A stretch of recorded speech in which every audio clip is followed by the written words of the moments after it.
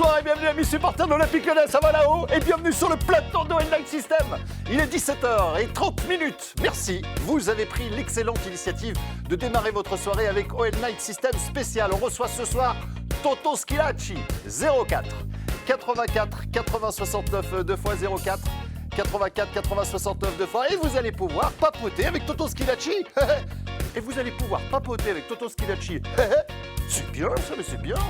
OL Night System, être supporter ne s'explique pas.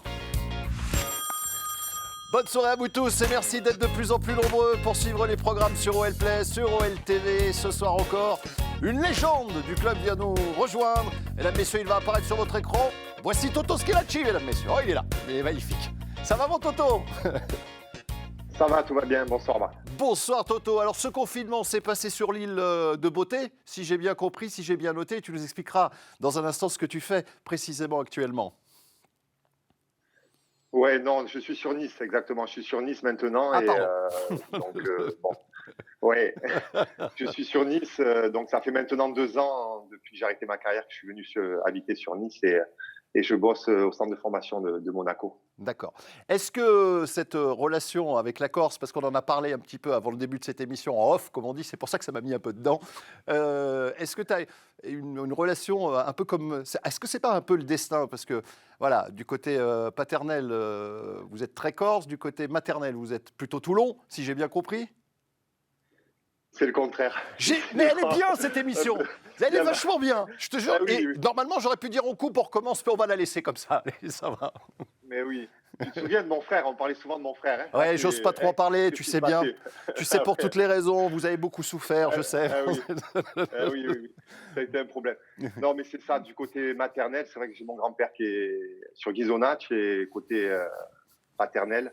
Ils sont du côté de Toulon, donc voilà. Après, c'est vrai que la Corse, c'est une île importante pour moi, puisque déjà, bon, parce que j'ai de la famille, mais en plus de ça, c'est où j'ai commencé à jouer en professionnel, à Ajaccio, et j'ai fini ma carrière aussi au Sporting Club de Bastia, donc c'est vrai que ça a été j'ai vécu des bons moments.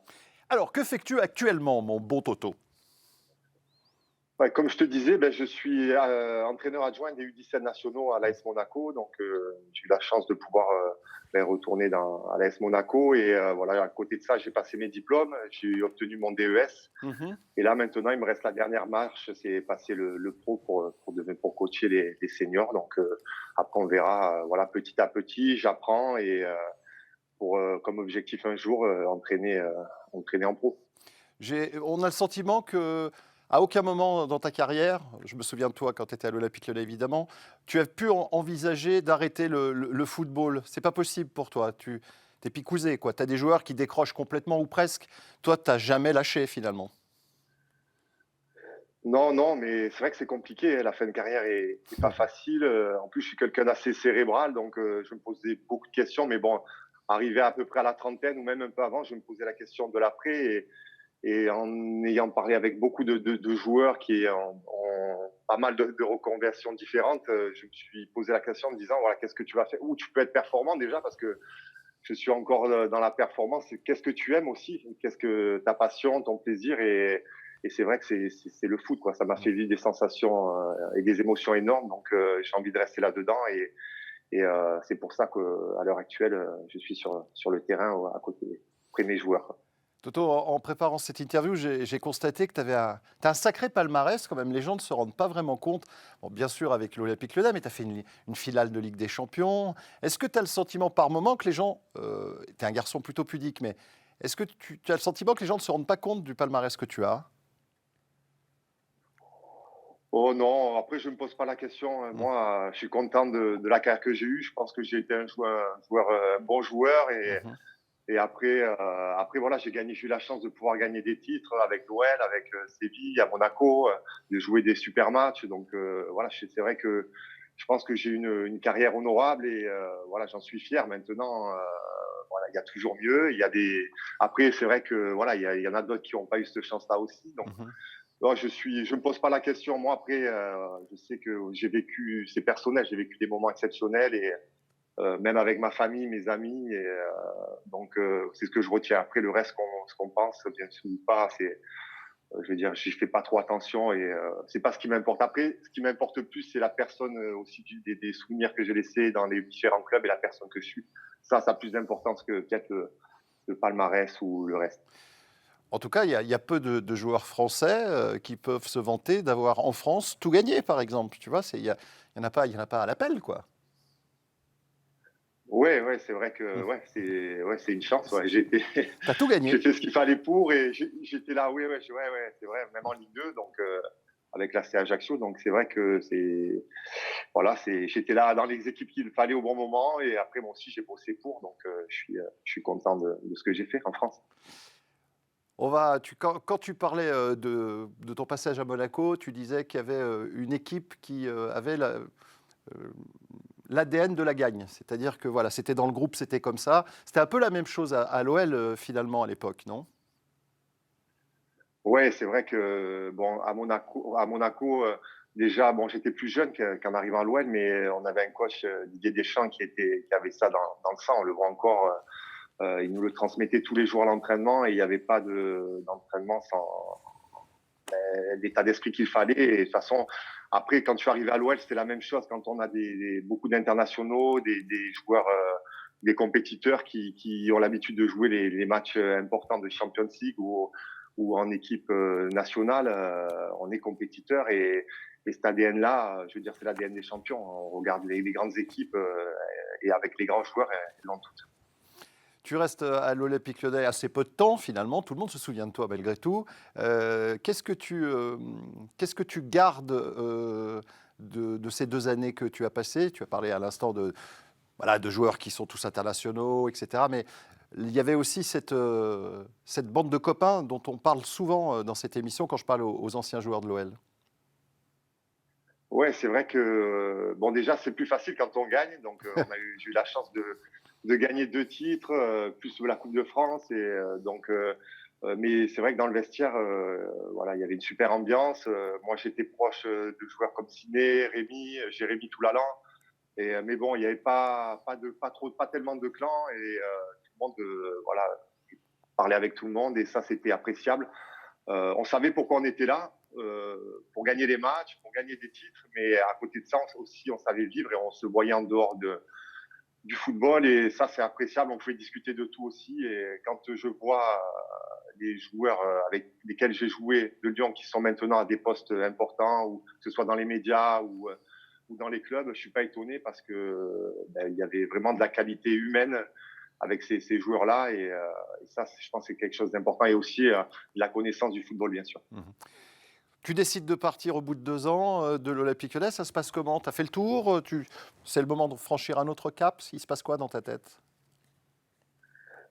Ouf, j'ai fait le tour, je sais pas, non. Après, c'est vrai, souvent, je crois que j'avais signé 4 ans quand je suis arrivé à l'OL et à 2 ans, on dit, voilà, soit le club vous prolonge, soit généralement vous pouvez aller voir ailleurs si on Mhm. vous prolonge pas. Donc, c'est vrai que du club, j'avais pas eu, je sentais pas forcément pour l'envie de continuer. Donc, je me suis posé la question. C'est vrai que j'avais eu la chance aussi de gagner ces 2 titres. J'avais fait un petit peu le tour en France et je commençais à vieillir, donc j'avais aussi envie de voir l'étranger. Donc j'ai eu cette possibilité d'aller à Séville et c'est vrai que voilà, j'ai franchi le pas et je suis parti à l'étranger, quoi. Et puis il y a ce passage à Arsenal ça démarre plutôt bien. Et puis ça finit, tu joues pas beaucoup quoi. Ouais, ouais, c'est vrai que ça a été compliqué sportivement. Déjà, c'est vrai que je pars de Séville, ça a été un peu compliqué mon départ à Séville. Au départ, je pensais pas du tout partir à Arsenal et à la sortie, ça a été compliqué avec le coach. Voilà, c'est la seule fois dans ma carrière où j'ai senti un coach en face de moi il n'y avait pas de confiance. Voilà, après, bon, on peut pas plaire à tout le monde, mais je sentais qu'il y avait quelque chose qui passait pas. Mais c'est Donc, pas lui qui te fait venir. non, non, c'est pas lui qui me fait venir. Non, non, c'est pas lui qui me fait venir. Non, il y a eu un changement Et entre-temps. voilà. Donc, ça a été un peu compliqué humainement et comme j'ai besoin de ça. Mais bon, après, j'ai eu l'opportunité, la magnifique opportunité de partir à Arsenal, qui est un très grand club. Et c'est vrai qu'au début, je joue. J'ai une préparation tronquée et physiquement, j'enchaîne 2 mois en jouant pas mal de matchs. Derrière, je suis pas performant. Donc, quand on n'est pas performant dans des clubs comme Arsenal, il y a de la concurrence Et du coup, je joue peu, je me blesse, perte de confiance. C'est dur de retrouver mon niveau. Donc, ça a été compliqué. Mais bon, c'est un passage difficile dans ma carrière. Mais c'est rare que dans une carrière, on n'ait que des moments positifs, je dirais, en tout cas. Mais pour moi, le moment compliqué, ça a été Arsenal. Mais après, voilà, j'ai su rebondir derrière à Bastia, dans un club plus modeste, mais où j'ai passé des super moments. Ce qui t'a marqué, j'ai vu ça dans SoFoot, dans ta carrière, ça a été quand même les causeries de Roland Courbis. Tu n'es pas le premier à en parler des causeries de Roland Courbis, mais qu'est-ce qu'il a de plus, Roland? Non, après, c'est un peu dans ces causeries, il est un peu comme on le voit dans les médias. C'est vrai que bon, c'est un sudiste déjà, donc bon, moi aussi, mais c'est vrai qu'il a de la gouaille, comme on dit, et il a toujours, c'est un meneur d'homme déjà dans sa façon de s'exprimer. Il a aussi les mots qu'il faut à un moment donné pour détendre aussi l'atmosphère, voilà, minimiser la pression et pour mettre les joueurs dans de bonnes conditions pour commencer les matchs. Et je pense que c'est quelqu'un aussi de marrant et c'est appréciable parce que c'est vrai qu'en tant que joueur, on a beaucoup de pression et d'avoir de temps en temps des coachs comme ça qui sortent un peu de l'ordinaire, je dirais, c'est appréciable. 04 84 80 69 deux fois, c'est le numéro de téléphone. Toto Schilacci est l'invité d'OL Night System spécial pendant encore une vingtaine de minutes. Et c'est Anthony qui a une question à lui poser. Bonsoir Anthony et bienvenue à toi. Bonsoir Barbe, bonsoir Toto. Bonsoir. Moi j'avais une question en plus. Le fait que tu entraînes les U17 à Monaco, ça va peut-être t'aider à répondre. Moi j'ai le souvenir que quand Greg part du club, qu'il explique qu'à ce moment-là il part parce qu'il y a beaucoup de jeunes qui arrivent et qui sent qu'avec les jeunes ça devient compliqué d'investir. Et c'est quelque chose qu'on retrouve souvent. Flo Balmont, on a parlé il n'y a pas longtemps avec toi Bart et tout ça.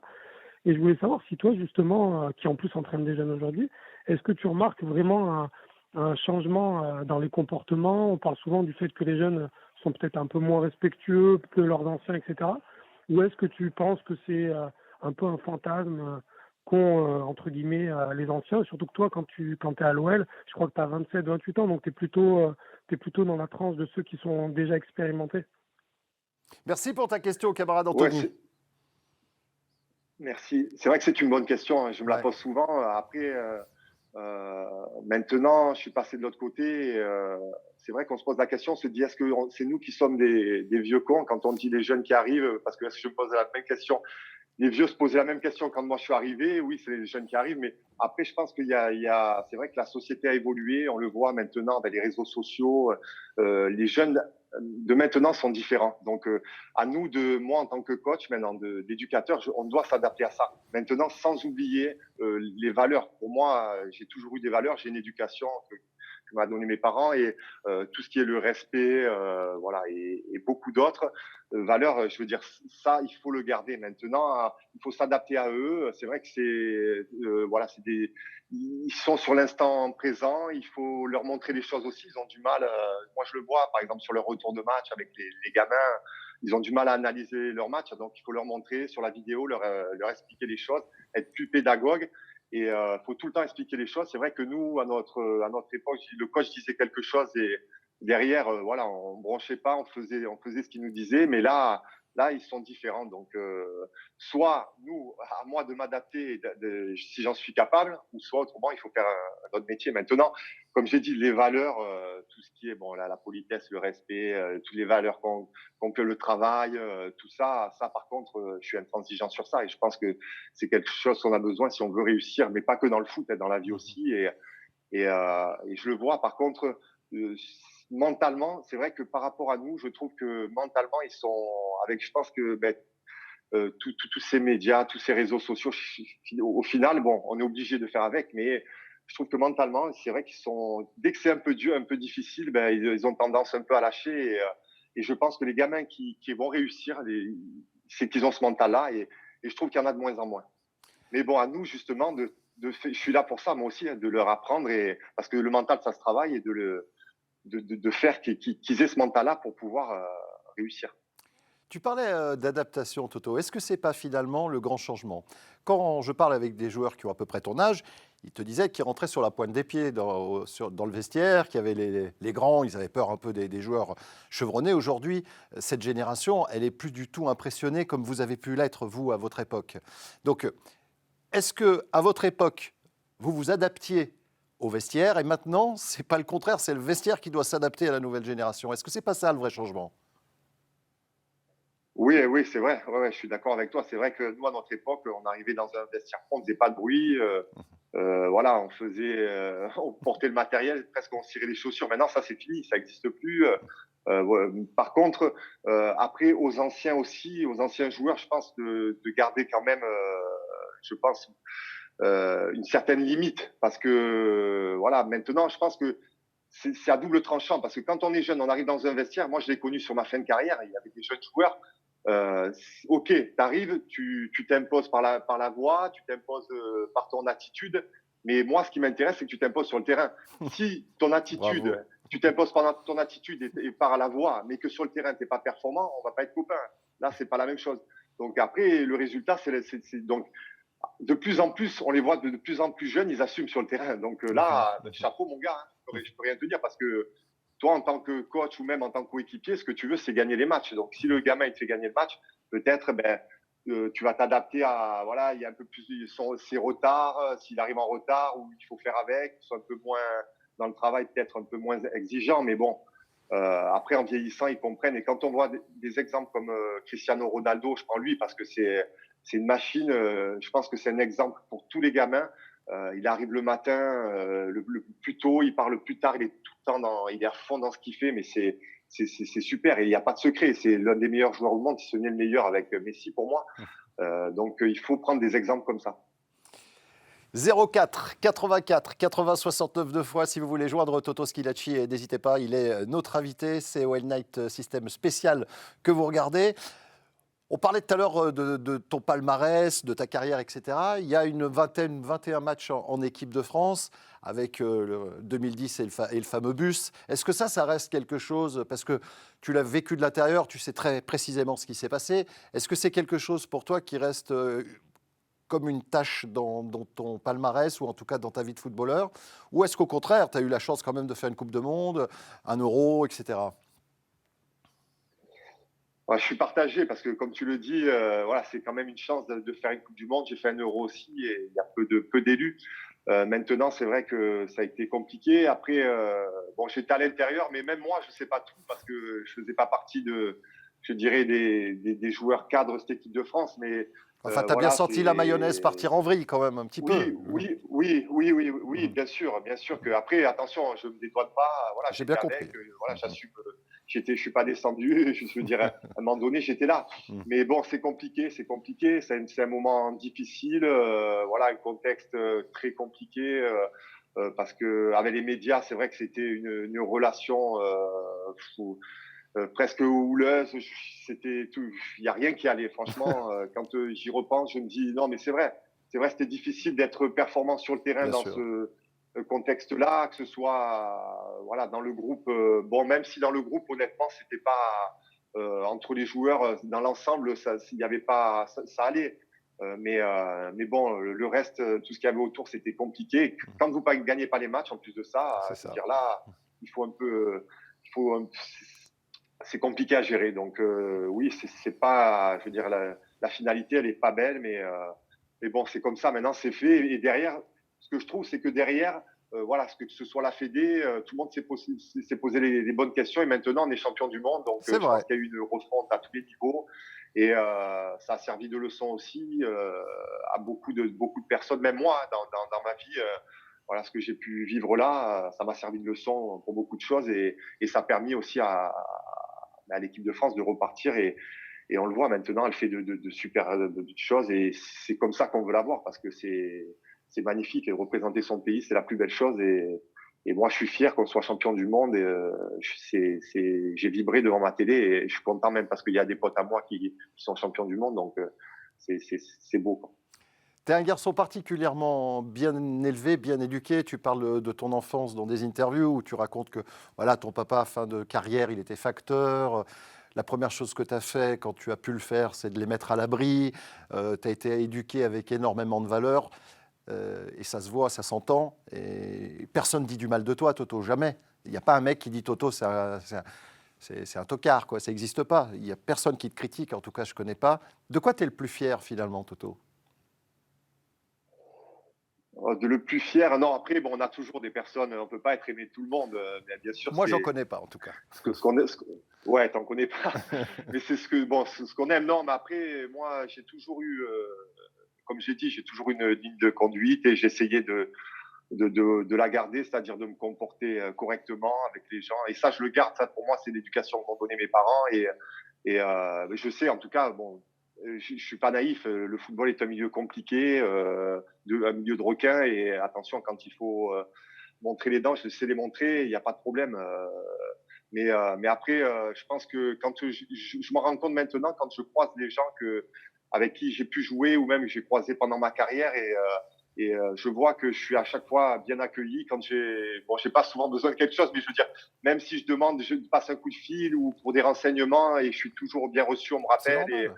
et, et ça, c'est appréciable et je suis content de ça. Après, le foot, c'est une chose, c'est magnifique. J'ai eu la chance d'être professionnel, de gagner des titres, c'est beau. Mais je pense que l'humain, pour moi, c'est l'humain. Même dans mon métier, ce que j'aime le foot, je suis passionné, mais c'est l'humain aussi, la relation que je vais avoir avec mes joueurs.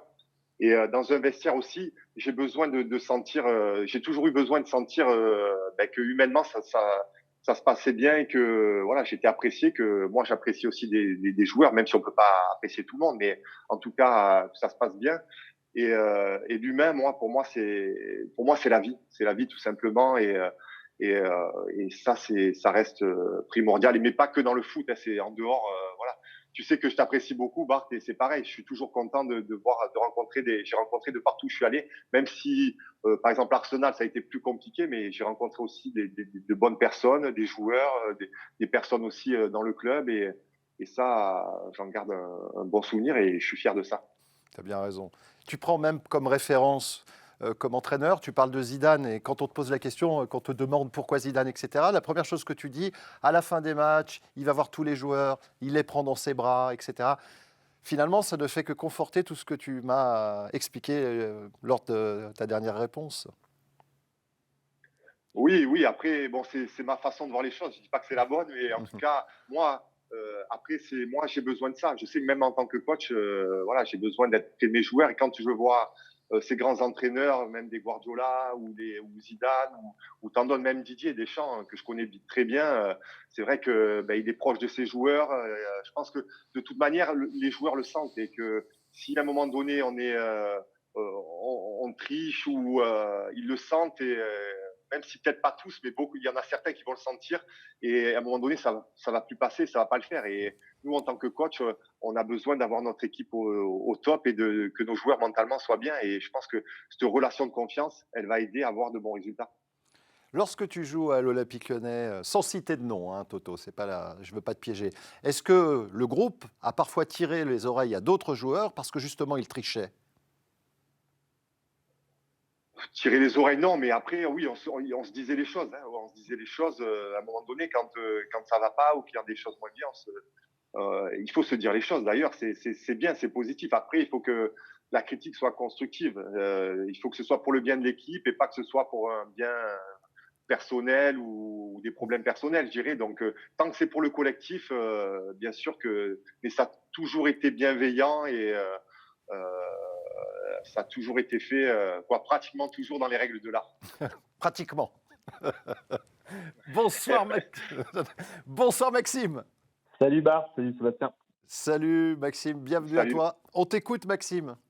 Je suis content d'avoir Sébastien au téléphone parce que je me suis amusé un petit peu à regarder tous les défenseurs centraux qui avaient succédé finalement à Sébastien Stilacci. J'ai noté, donc j'ai Boumsong, Kleber Anderson, Pape Diakhaté, Dejan Lovren, Bakary Koné, Yanga Mbiwa, je ne vais pas tous les faire, mais globalement, sans vouloir critiquer individuellement les joueurs, c'est pas des grandes réussites en fait dans l'histoire qu'ils ont eue avec l'Olympique Lyonnais. On a souvent eu à l'OL des problèmes au niveau de la charnière centrale. Et pour moi, la meilleure charnière centrale, la dernière vraie charnière centrale intéressante qu'on a eue avec deux joueurs performants en même temps, elle remonte en fait à Chris Schillaci. Entre-temps, on a évidemment eu Samu Mkhitaryan qui individuellement est sorti du lot. On a actuellement Denayer qui fait le travail. Claudio Cassapa quand même aussi qui est pas mal. Oui, ça c'est avant. C'est avant, si tu veux. C'est vrai. C'est avant Pilati. Hein. Je veux dire que vraiment, pour moi, la dernière charnière centrale avec 2 top joueurs, elle remonte à Chris Pilati, ça fait long. Et je voulais avoir un petit peu l'avis de Toto par rapport à ça, savoir où on avait pêché et comment ça se fait que depuis ça commence à remonter cette charnière, on n'a pas réussi à trouver autant de stabilité. Et quand on sait l'importance d'une charnière centrale dans une équipe de foot, voilà, un petit peu avoir l'avis de Seb par rapport à ça. Est-ce que c'est très difficile dans le football moderne, Toto, d'avoir une charnière centrale homogène? Est-ce que c'est une vraie clé aussi, évidemment? Oui, une vraie clé, oui. On parle souvent de la colonne vertébrale, C'est donc ça. et les défenseurs centraux en font partie. Donc déjà, merci pour ces compliments. Après, c'est vrai que bon, ce qui est difficile après de juger les défenseurs centraux, je dirais derrière nous, il y a le gardien de but, mais après, on est souvent dans la fin des actions. Donc si collectivement l'équipe ne défend pas bien, souvent on voit les erreurs des défenseurs centraux et ça peut être compliqué. Donc il faut que l'équipe aussi défensivement soit performante pour que les défenseurs centraux soient performants. Après, c'est vrai que aussi, voilà, c'est difficile. On voit les défenseurs centraux de très haut niveau, c'est compliqué. Il y a beaucoup de très bons jeunes, mais moi, je pense que c'est intéressant on le voit maintenant dans beaucoup de clubs, d'avoir un joueur d'expérience à côté d'un jeune joueur, parce que bon, déjà, les clubs ont besoin d'avoir des jeunes joueurs parce que c'est le modèle économique. Il faut former, il faut accepter que les jeunes joueurs aussi fassent quelques erreurs, mais d'avoir un joueur avec beaucoup d'expérience, un international qui a de la bouteille, voilà, va driver ce jeune joueur et je pense que c'est une complémentarité qui peut être intéressante. Après, si on peut avoir 2 joueurs d'expérience, mais bon, ça c'est financièrement, je pense pour des clubs comme l'OL et d'autres, c'est difficile à avoir. Ces joueurs-là, c'est des internationaux, défenseurs centraux sont dans les très grands clubs et voilà, ça coûte très très cher. Donc, mais je pense que le profil comme ça d'un jeune avec, c'est intéressant mais toujours en ayant collectivement, bien sûr, une équipe qui tient la route défensivement, parce qu'on sait que l'OL est une équipe qui joue beaucoup, qui a le ballon, qui aime avoir la possession, et parfois, dans la transition défensive, encore plus quand on est une jeune équipe, on n'aime pas trop faire défendre, donc c'est vrai que c'est difficile à trouver cet équilibre-là, et ce qui peut expliquer que défensivement, parfois, pour ces joueurs, c'est difficile d'être performant. Tu parlais de jeune génération il y a un instant. Est-ce que cette jeune génération, justement, n'a pas qu'une seule envie, c'est de briller devant le but, et les porteurs d'eau, c'est moins dans l'air du temps, quoi, tu vois? Est-ce que tu captes ma question? Oui, bien sûr. Mais après, bon, tout est fait pour ça aussi. C'est vrai que ce qui passe dans les médias, c'est la passe D, c'est le but. C'est ça. Voilà. Après, ça dépend des pays. Il y a d'autres pays où un tacle, ça va être un peu plus, ou un duel gagné de la tête aussi. Ça va être applaudi par le public. Mais après, c'est une mentalité. Mais comme je dis à mes jeunes, c'est vrai qu'on voit les gamins maintenant, ils veulent plus mettre la tête.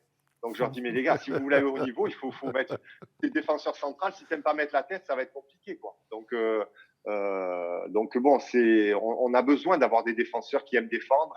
J'essaie de donner ça, de transmettre ça, ce plaisir-là. Moi, je sais que quand j'étais joueur, je leur disais, même si j'aime pas prendre l'exemple de moi, mais c'était pour leur donner un petit déclic.